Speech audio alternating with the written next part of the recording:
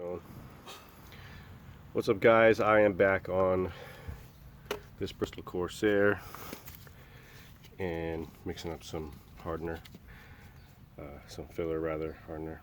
There it is. Thank you, sir. And I've got glass repairs already done up top,